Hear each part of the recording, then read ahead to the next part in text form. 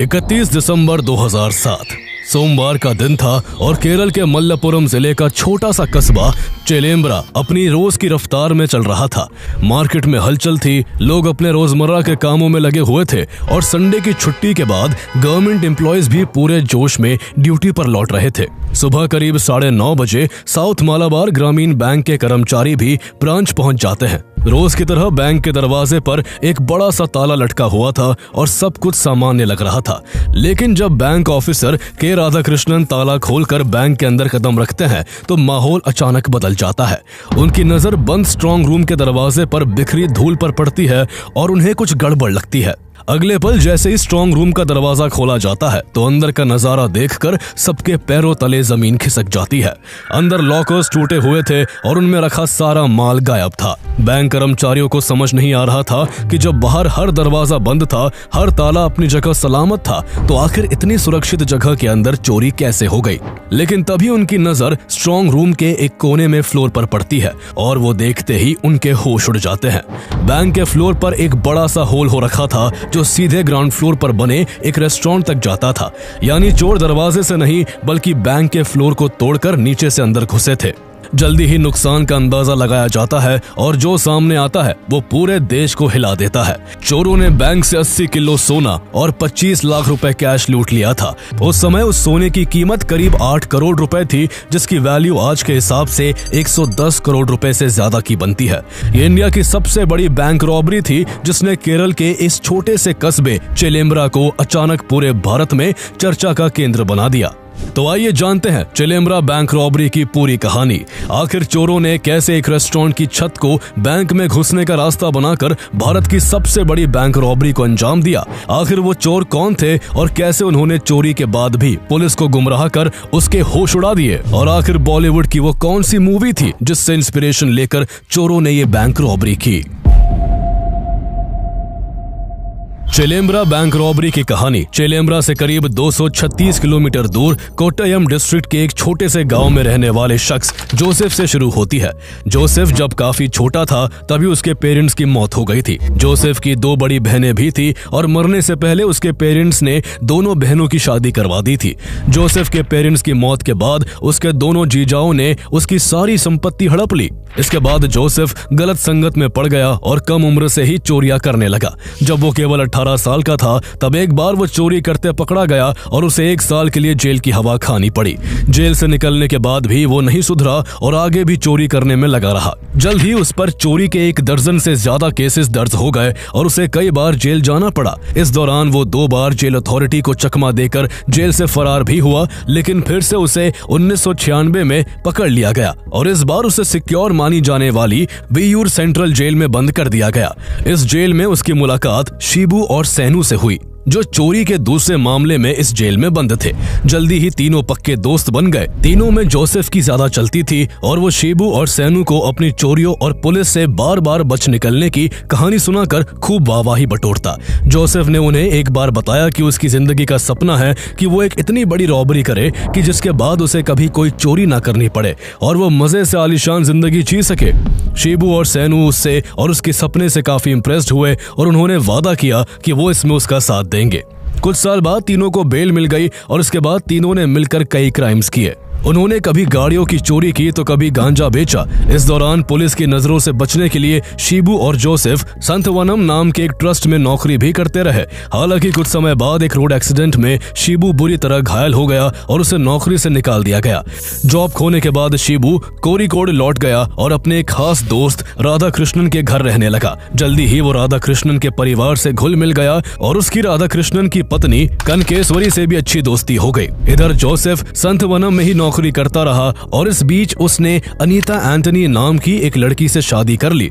Joseph बाहर से भले ही एक आम जिंदगी जी रहा था, लेकिन अंदर ही अंदर वो अपने बड़े खेल की बिसात तैयार कर रहा था। इसके लिए उसने बड़ी चालाकी से अपनी पत्नी अनीता से भी अपनी असली पहचान छुपा ली थी और उसे अपना नाम तक गलत बताया था। उसने उसे अपना नाम जेसन बताया और मैरिज सर्टिफिकेट में भी इसी नाम का इस्तेमाल किया और अपनी पत्नी का सरनेम अडॉप्ट करके वो जोसेफ से जेसन एंटनी बन गया। इस तरह वो अपने दोस्तों के लिए जोसेफ था, लेकिन अपनी पत्नी अनीता और उसके रिलेटिव्स के लिए वो जेसन था।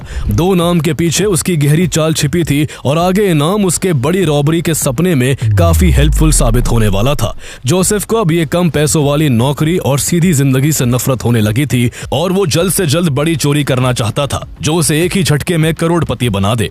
ऐसे में उसने आइडिया के लिए देश विदेश की रॉबरी की फिल्में देखनी शुरू कर दी। इसी कड़ी में उसने एक दिन बॉलीवुड फिल्म धूम देखी, जिसमें जॉन अब्राहम एक कैसीनो की छत में छेद करके उसे लूट लेता है। बस फिर क्या था, तुरंत जोसेफ के दिमाग में ये आइडिया हिट कर गया और उसने तय कर लिया कि वो किसी बैंक में जॉन अब्राहम की तरह छेद करके एक बड़ी रॉबरी को अंजाम देगा। जल्दी ही वो अपनी इस प्लानिंग में अपने सबसे अच्छे दोस्त शिबू को शामिल कर लेता है। इसके बाद दोनों टारगेट की तलाश में निकल पड़ते हैं। दोनों जल्दी ही आसपास के इलाके में कई छोटे बड़े बैंकों की रेकी करते हैं और आखिरकार अक्टूबर 2007 में उनकी तलाश चेलम्बरा की साउथ मालाबार ग्रामीण बैंक पर आकर अटक जाती है। ये बैंक उनके लिए सबसे अच्छा टारगेट था। एक तो रात को इस बैंक की रखवाली के लिए कोई गार्ड नहीं रहता था और दूसरा ये बैंक बिल्डिंग की दूसरी मंजिल पर मौजूद था, जिसके ठीक नीचे सुहाइमा नाम का एक रेस्टोरेंट था। जोसेफ को पता चलता है कि इस रेस्टोरेंट का ओनर मोइदीन कुट्टी लॉस के कारण इस रेस्टोरेंट को बंद करना चाहता है। बस यही जोसेफ को अपना मौका दिख जाता है। वो तुरंत फैसला करता है कि यही वो बैंक है जो उसके सपने को साकार करेगा। वो प्लान बनाता है कि सबसे पहले वो इस रेस्टोरेंट को किराए पर लेगा और फिर रेस्टोरेंट की छत में बड़ा सा सुराख करके सीधा बैंक को लूट लेगा। प्लानिंग के बाद जोसेफ रेस्टोरेंट के मालिक मोइदीन कुट्टी और बिल्डिंग के ओनर कुनहीद कुट्टी हाजी से मुलाकात कर रेस्टोरेंट को रेंट पर लेने की डील करता है। मोइदीन कुट्टी को रेस्टोरेंट बंद करने की जल्दी थी, इसलिए बिना ज्यादा सवाल जवाब किए उसे रेस्टोरेंट 50,000 की सिक्योरिटी मनी और 300 रुपए पर डे के रेंट पर 2 साल के लिए किराए पर दे दिया जाता है। रेस्टोरेंट किराए पर लेने के बाद जोसेफ अगली चाल चलता है। वो मोइदीन कुट्टी से रेस्टोरेंट के सारे किचन इक्विपमेंट्स खरीद लेता है और बाकी सामान कुनहीद कुट्टी हाजी के जानकारों से जुटा लेता है। इसके बाद वो रेस्टोरेंट के बाहर एक बोर्ड लगा देता है जिस पर बाकायदा ये लिखा था कि अंदर रेनोवेशन का काम चल रहा है और रेस्टोरेंट की ओपनिंग 8 जनवरी 2008 को होगी। ये उसका इतना शातिराना प्लान था कि आसपास के लोगों को यही लग रहा था कि ये बंद होने वाला रेस्टोरेंट अब फिर से शुरू होने वाला है। ऊपर मौजूद बैंक के कर्मचारी भी खुश थे कि अब नीचे नया रेस्टोरेंट खुलेगा जहां वो लंच ब्रेक के लिए जा सकेंगे, लेकिन किसी को भी अंदाजा नहीं था कि यहाँ कितनी बड़ी प्लानिंग चल रही थी। जोसेफ इतना शातिर था कि उसने अपनी पत्नी की तरह मोइदीन कुट्टी और कुनहीद कुट्टी हाजी को भी अपना नाम गलत बताया। उसने इस बार अपना नाम बाबू बताया था और अपना एड्रेस भी गलत दिया था। इस तरह वो अपने दोस्तों के लिए जोसेफ था, अपनी पत्नी और उसके रिलेटिव्स के लिए जेसन था और चेलम्बरा बैंक के आसपास के लोगों के लिए बाबू था। नामों का ताना बाना बुनने के बाद जोसेफ अपनी अगली चाल चलता है। वो शिबू के साथ मिलकर रेस्टोरेंट की छत को काटने के लिए अलग अलग दुकानों से गैस कटर, ड्रिलिंग मशीन और मार्बल कटर खरीदता है। इस दौरान दोनों रेस्टोरेंट की छत को कमजोर करने के लिए 8 थोटा डायनामाइट्स भी परचेज करते हैं जो लो लेवल एक्सप्लोजिव होते हैं। इसके अलावा उन्होंने एक सिल्वर कलर की मारुति जैन कार भी खरीदी जिस पर उन्होंने फेक नंबर प्लेट लगा दी। चूंकि बैंक रॉबरी करना और फिर उनसे मिले पैसों को ठिकाने लगाना कोई आसान काम नहीं था, इसलिए जोसेफ और शिबू अपने इस प्लान में राधा कृष्णन और उसकी पत्नी कनकेश्वरी को भी शामिल कर लेते हैं। जोसेफ का प्लान था कि वो 29 दिसंबर 2007 को अपनी चोरी को अंजाम देगा। इसके पीछे वजह यह थी कि एक तो उस दिन सैटरडे था और अगले दिन संडे को बैंक बंद रहने वाला था, और दूसरी बात यह कि उस दिन चेलम्बरा में एक मंदिर का इनॉग्रेशन होने वाला था। केरला में मंदिरों का उद्घाटन काफी धूमधाम से होता है और लोग जुलूस निकालकर खूब पटाखे फोड़ते हैं। उस दिन नाच गाने का काफी शोर शराबा होता है, इसलिए 29 दिसंबर 2007 का ही दिन फिक्स किया जाता है। जैसे ही 29 दिसंबर की शाम होती है, जोसेफ, राधा कृष्णन, कनकेश्वरी और शिबू सभी जरूरी सामान के साथ मारुति जैन कार से रेस्टोरेंट तक पहुंच जाते हैं। इसके बाद सभी रेस्टोरेंट की छत में छेद करना शुरू कर देते हैं। इस दौरान सभी ने अपने हाथों में रबर ग्लव्स पहन रखे थे ताकि एक भी फिंगरप्रिंट पुलिस को ना मिल सके। जोसेफ इस दौरान रेस्टोरेंट की छत पर चौक से 1-1 फुट की दूरी पर निशान मार्क करता है और उन निशानों पर छोटे छोटे 8 छेद बनाकर उनमें 8 थोटा डायनामाइट फिक्स कर देता है। जैसे ही मंदिर उद्घाटन का जुलूस बैंक के पास से गुजरता है, जोसेफ उनमें आग लगा देता है। कुछ ही सेकंड्स बाद वहां एक के बाद एक 5 जोरदार धमाके होते हैं, लेकिन इससे रेस्टोरेंट की छत को हल्का नुकसान ही होता है। 3 थोटा डायनामाइट्स फुस हो गए थे, जिस वजह से काम पूरा नहीं हो पाया था। प्लानिंग फेल होने की आशंका से चारों के पसीने छूट रहे थे, लेकिन अब वापसी का कोई रास्ता नहीं था। इसलिए अगले ही पल जोसेफ मार्बल कटर निकालता है और रेस्टोरेंट की छत को काटने लगता है। उसके बाद बाकी के लोग भी बारी बारी से आधी रात तक लगातार मार्बल कटर से रेस्टोरेंट की छत को काटते रहते हैं। रात 4 बजे तक बैंक में घुसने लायक एक बड़ा होल हो चुका था, इसलिए बिना एक पल गवाए जोसेफ उस होल से बैंक में घुस जाता है। उन लोगों की प्लानिंग इतनी जबरदस्त थी कि उन्होंने होल एग्जैक्ट बैंक के स्ट्रॉन्ग रूम में किया था। इसके बाद जोसेफ जल्द ही स्ट्रॉन्ग रूम में रखे 2 लॉकर्स का ताला काट देता है। लॉकर्स का दरवाजा खुलते ही उसकी नजर उसमें रखे हजारों सोने के पैकेट और लाखों रुपयों पर पड़ती है। ये देखकर उसके थके शरीर में एक नई ताकत आ जाती है और वो तुरंत बिजली की रफ्तार से उस लॉकर में रखे करोड़ों के सोने के गहने और लाखों रुपए के नोटों को बोरों में भरने लगता है। देखते ही देखते वो गोल्ड ज्वेलरी और कैश से 4 बोरे भर लेता है और उन्हें होल के जरिए रेस्टोरेंट में नीचे खड़े अपने साथियों को पकड़ा देता है। सुबह के 5 बज रहे थे और तेजी से रात का अंधेरा छट रहा था। दिन के उजाले में पकड़े जाने का डर था, इसलिए चारों जल्दी जल्दी उस लूटे हुए माल को अपनी कार में रख देते हैं।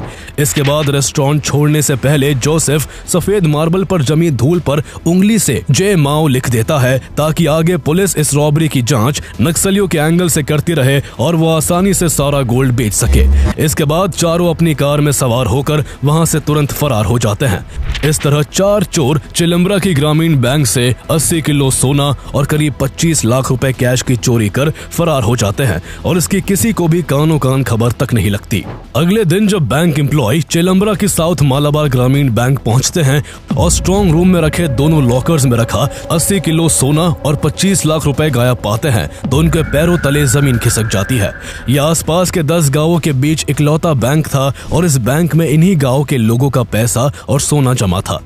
इसलिए जैसे ही आसपास के लोगों को रॉबरी का पता चलता है, वो बैंक को घेर लेते हैं और जमकर हंगामा करने लगते हैं। जल्दी ही एक खबर मीडिया को लगती है और हर न्यूज चैनल पर इसी बैंक रॉबरी की कहानी फ्लैश होने लगती है, जिससे तुरंत ये बैंक रॉबरी पूरे देश में सुर्खियां बटोरने लगती है। यह उस समय देश की सबसे बड़ी बैंक रॉबरी थी और इससे पहले किसी बैंक से इतनी बड़ी चोरी नहीं हुई थी। यही वजह थी कि पुलिस के ऊपर जबरदस्त प्रेशर था। जल्द ही एसपी पी विजयन और डीएसपी के इब्राहिम के नेतृत्व में सर्कल इंस्पेक्टर्स विक्रमन और एमपी मोहन चंद्रन, एसआई अनवर हुसैन और दर्जनों कांस्टेबल्स की एक स्पेशल इन्वेस्टिगेशन टीम बनाई जाती है। चूंकि बैंक के फ्लोर से नीचे रेस्टोरेंट की तरफ साफ एक बड़ा होल दिख रहा था, इसलिए पुलिस उस रेस्टोरेंट की अच्छे से जांच करती है। पुलिस को रेस्टोरेंट के बाहर 8 जनवरी 2008 तक इस रेस्टोरेंट के बंद होने का एक बोर्ड दिखता है। ऐसा लग रहा था कि वो बोर्ड उन सभी की हालत का मजाक बनाकर हंस रहा हो। इसके बाद जब पुलिस अंदर जाती है तो उन्हें रेस्टोरेंट के कैश काउंटर पर मलयालम में जय माओ लिखा दिखता है, जिससे वो ये मान बैठते हैं कि रॉबरी नक्सलियों ने की होगी। ऐसा इसलिए क्योंकि भारत के नक्सलवादी चाइनीज डिक्टेटर माओ जेडोंग से इंस्पायर्ड थे, इसलिए उन्हें माओवादी भी कहा जाता था। पुलिस को रेस्टोरेंट से चप्पल की एक जोड़ी, लॉकर का एक हैंडल, एक आयरन रॉड, कुछ कॉटन स्वॉब्स, 2-3 रस्सियां और 3 लो लेवल डायनामाइट स्टिक्स मिलते हैं। लेकिन चोरों की चालाकी की वजह से पुलिस को वहां से एक भी फिंगरप्रिंट नहीं मिलता, जिससे पुलिस को इतना तो अंदाजा हो गया था कि इस केस को सुलझा पाना आसान नहीं होगा। इसके बाद पूछताछ का दौर शुरू होता है। पुलिस सबसे पहले सभी बैंक एम्प्लॉयज से लंबी पूछताछ करती है, लेकिन पुलिस को उनसे कुछ भी हाथ नहीं लगता। इसके बाद पुलिस बिल्डिंग ओनर कुनहीद कुट्टी हाजी और रेस्टोरेंट के पुराने ओनर मोइदीन कुट्टी से पूछताछ करती है। उनसे पता चलता है कि कुछ दिन पहले बाबू नाम के आदमी ने 50,000 रुपए की सिक्योरिटी और 300 रुपए पर डे के रेंट पर यह रेस्टोरेंट लिया था। कुनहीद कुट्टी हाजी बाबू द्वारा दिए गए एडवांस रुपए भी पुलिस को सौंप देते हैं, लेकिन पुलिस जब उनसे बाबू का मोबाइल नंबर पूछती है तो उनके पास उसका नंबर तक नहीं होता। हालांकि वो पुलिस को बाबू का हुलिया जरूर बताते हैं। बाबू हमेशा एक ब्लैक कैप पहनता था और उसका लोअर लिप बिल्कुल पाकिस्तानी बॉलर सोहेल तनवीर की तरह था। पुलिस को उनसे उसकी सिल्वर कलर की मारुति ज़ेन कार के बारे में भी पता चलता है, लेकिन जब उस कार के नंबर की जांच की जाती है तो वो फर्जी निकलता है। इस दौरान कुनहीद कुट्टी हाजी पुलिस को एक ऐसे शख्स के बारे में बताता है जो इस केस की सबसे अहम कड़ी साबित होने वाला था।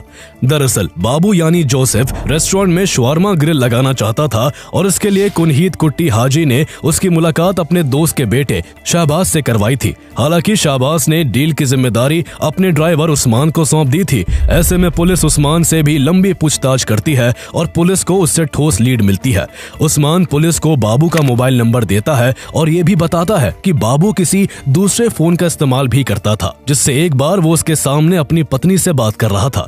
यही से पुलिस को केस में पहली बड़ी ब्रेक थ्रू मिलती है और इन्वेस्टिगेशन को आगे बढ़ाने का रास्ता नजर आता है। इस तरह पुलिस के पास अब बाबू का हुलिया, उसका मोबाइल नंबर और उसके द्वारा दिए गए नोटों का सीरियल नंबर, ये 3 मजबूत क्लूज थे। इन तीनों के सहारे पुलिस को यकीन था कि अब वो बहुत जल्द इस रॉबरी के पीछे छिपे लोगों तक पहुंच जाएगी, लेकिन उन्हें बिल्कुल भी अंदाजा नहीं था कि ये केस उनकी रातों की नींद हराम कर देने वाला था। इसी दौरान हर न्यूज चैनल और न्यूज़पेपर में एक खबर चल रही होती है कि चिलम्बरा बैंक रॉबरी को नक्सलियों ने अंजाम दिया है और पुलिस उन नक्सलियों को पकड़ने में लगी हुई है।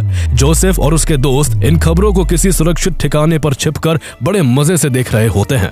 जोसेफ को अपनी इस चाल पर बड़ा गुरूर हो रहा था और वो पुलिस की इस गलतफहमी पर खूब हंसता है। वो खुद को इस दुनिया का सबसे शातिर इंसान समझ बैठता है और सोचता है कि पुलिस उस तक कभी नहीं पहुंच सकेगी। इसी गुमान में वो शिबू के साथ मिलकर चोरी किए सोने को बेचने और चोरी में इस्तेमाल किए गए टूल्स को ठिकाने लगाने में जुट जाता है। वो लोग सबसे पहले सभी टूल्स को कोरापुजा नदी में फेंक देते हैं। इसके बाद दोनों कुछ गोल्ड को बेचकर अपने दोस्त सैनू, जिससे वो वियूर सेंट्रल जेल में मिले थे, उसकी मदद से 32 लाख में बेंगलुरु में एक फ्लैट, एक टोयोटा इनोवा कार और कुछ अन्य प्रॉपर्टी खरीदते हैं। इधर पुलिस इन चोरों को पकड़ने के लिए दिन रात एक कर रही होती है। आई विटनेसेस से मिली इन्फॉर्मेशंस के आधार पर बाबू का स्केच तैयार करवाकर आसपास के पुलिस स्टेशंस, न्यूज़पेपर्स और न्यूज चैनल्स में भेज दिया जाता है ताकि कहीं से भी चोरों के बारे में जानकारी मिल सके। इस दौरान नोटों के सीरियल नंबर से पुलिस को कोई खास मदद नहीं मिलती, लेकिन मोबाइल नंबर पुलिस के लिए क्रूशियल साबित होता है। पुलिस को पता चलता है कि जिस नंबर से बाबू ने उस्मान से कांटेक्ट किया था वो फेक था। ये एक second hand Reliance CDMA phone था जिसमें किसी सिम की जरूरत नहीं पड़ती थी। उस्मान से पुलिस को पहले ही यह पता चल चुका था कि बाबू एक दूसरा नंबर भी इस्तेमाल कर रहा था, इसलिए पुलिस उसके पहले नंबर को आधार बनाकर उन इलाकों के मोबाइल टावर के डंप डेटा की मदद से उसके दूसरे मोबाइल नंबर को खोजने में लग जाती है। दरअसल हर मोबाइल सिम सिग्नल के लिए आसपास के किसी न किसी मोबाइल टावर से लगातार कनेक्ट होता रहता है और ये टावर्स अपने दायरे में आने वाले सभी नंबर्स का रिकॉर्ड रखते हैं। इसी डेटा को एनालाइज करके पुलिस ये समझने की कोशिश कर रही थी कि बाबू का दूसरा नंबर कौन सा है और वो किन किन जगहों पर एक्टिव रहा है। लेकिन ये काम बिल्कुल भी आसान नहीं था, क्योंकि इसके लिए पुलिस को लाखों नंबर और लाखों कॉल्स को खंगालना था। एक तरफ जहां पुलिस की एक टीम बाबू के दूसरे नंबर को खोजने में लगी हुई थी, तो वहीं दूसरी तरफ पुलिस की दूसरी टीम लोगों से मिली सूचना के आधार पर जगह जगह छापेमारी कर बाबू को ढूंढने में लगी हुई थी। इस दौरान पुलिस को खबर मिलती है कि कुछ चोर हैदराबाद के डेक्कन रेजिडेंसी में छिपे हुए हैं, लेकिन जब पुलिस वहां छापेमारी करती है तो वहां उन्हें कोई नहीं मिलता। लेकिन वहां से पुलिस को करीब 1 किलो सोना मिलता है। साथ ही एक न्यूज़पेपर मिलता है जिस पर रेस्टोरेंट सुहाइमा के स्टाइल में जय माओ लिखा हुआ था। पुलिस का यकीन अब और बढ़ जाता है कि इस चोरी के पीछे नक्सली है। लेकिन इस दौरान इस इन्वेस्टिगेशन के हेड SP विजयन की हैदराबाद पुलिस के एक ऑफिसर से मुलाकात होती है जो पहले कई नक्सलाइट ऑपरेशंस का हिस्सा रह चुके थे। वो बताते हैं कि नक्सली कभी भी ऐसे नारे नहीं छोड़ते। उन्हें पूरा यकीन था कि ये बैंक लूटने वालों की चाल है जो पुलिस को भटकाना चाहते हैं। यही वो पल था जब पहली बार मल्लापुरम पुलिस इस केस को नक्सलाइट एंगल से इन्वेस्टिगेट करना बंद कर देती है और अपना पूरा फोकस डंप डेटा पर लगाती है। हालांकि P विजयन बड़ी चालाकी से मलयाली न्यूज़पेपर्स में अब भी उनकी जांच नक्सली एंगल पर चलने की बात छपवा देते हैं, ताकि रॉबर्ट्स ये जानकर बेफिक्र हो जाए कि पुलिस अब भी नक्सलियों को ही इस रॉबरी का दोषी मान रही है। यानी पहले जोसेफ पुलिस के साथ खेल रहा था और अब पुलिस उसके साथ खेल रही थी और उसे उसी के जाल में फंसाकर दबोचने वाली थी। इस तरह फरवरी 2008 आ चुका था और चोरी हुए 1 महीने से ज्यादा हो चुका था। इतने दिनों में पुलिस ने करीब 45 लाख कॉल्स में से 63 सस्पिशियस कॉल्स को शॉर्टलिस्ट कर लिया था, जिनका बाबू के दूसरे नंबर के साथ कोई ना कोई कनेक्शन हो सकता था। 19 फरवरी को पुलिस उस नंबर तक भी पहुंच जाती है जो चोरी वाले दिनों में चिलम्बरा, वेंगारा और कुटिकट्टूर की लोकेशंस पर बाबू के पहले नंबर के साथ एक्टिव था। आगे की जांच में पता चलता है कि ये नंबर VT जोसेफ के नाम पर रजिस्टर्ड है और वो लगातार इस नंबर से अनीता नाम की एक महिला से बात करता है। पुलिस पुलिस अंदाजा लगाती है कि जोसेफ ही बाबू है, लेकिन वो इसकी कंफर्मेशन के लिए और छानबीन करती है। उस नंबर की कॉल रिकॉर्ड्स में पुलिस को पीरूमेडु पुलिस स्टेशन के एक कांस्टेबल अमृतराज का नंबर मिलता है, लेकिन जब पुलिस बाबू के बारे में अमृतराज से पूछताछ करती है तो वो बताता है कि ये नंबर उसके पुराने पड़ोसी जेसन का है। पहले से ही नामों के जाल में उलझी पुलिस एक और अलग नाम सुनकर और ज्यादा कंफ्यूज हो जाती है, लेकिन जैसे ही अमृतराज ये बताता है कि उसकी पत्नी अमृता और जेसन की पत्नी अनीता अच्छे दोस्त है, तो पूरी पजल धीरे धीरे साफ होने लगती है। अब पुलिस के लिए अनीता एक कॉमन कड़ी थी जो जोसेफ से लगातार बातचीत कर रही थी और अमृतराज के अनुसार उसके पड़ोसी जेसन की पत्नी भी थी। इस तरह पुलिस बाबू के नामों के तिलिस्म को तोड़ने में सफल रहती है और उन्हें यकीन हो जाता है कि बाबू, जेसन और जोसेफ ये सब एक ही आदमी के नाम है और वही असली चोर है जिसने पुलिस को गुमराह करने के लिए ये सारा खेल रचा है।